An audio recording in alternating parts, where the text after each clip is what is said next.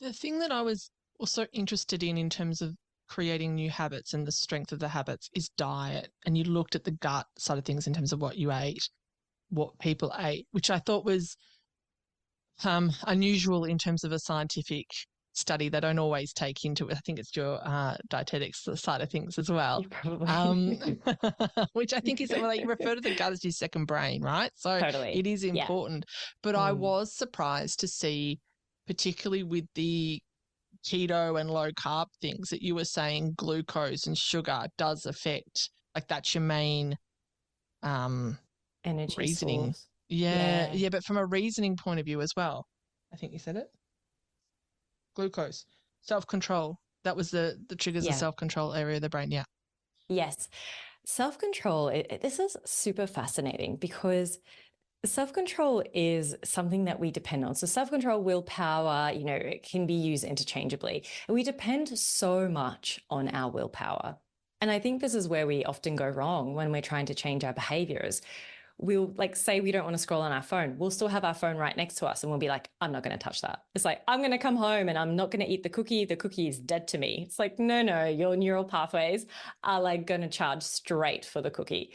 So the idea is that we're trying to create an environment where we don't need to use our self-control so much. So here are the things that deplete our self-control. Think of it like a bank account, and there's things that are debiting and crediting your bank account of self-control all day long. The things that deplete your self-control is not sleeping very much or having poor sleep, being hungry or hangry, having food around that you're trying to resist, so being like trying to self-regulate through that, having an uncomfortable conversation or feeling icky emotions, things that are frustrating you like traffic or screaming children or deadlines, a big pile of emails demands on you, but also things like making too many decisions, taking initiative, like literally all day long, we are using up our self-control.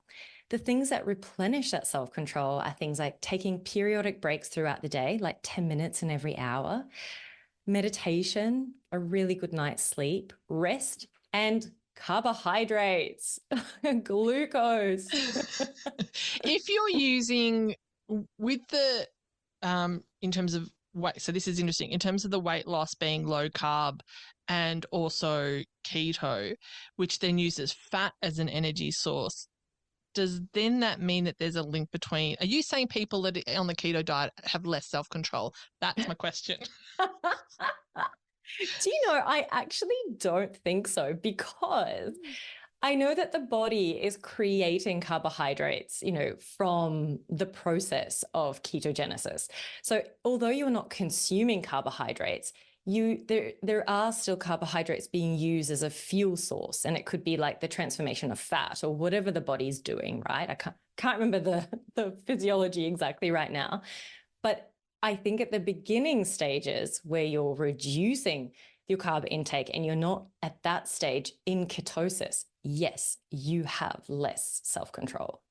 Because you're in the hangry stage. You're just hangry. Very hangry. It's true. It's icky times. Damn And it. that's So why we hit that. my husband's correct.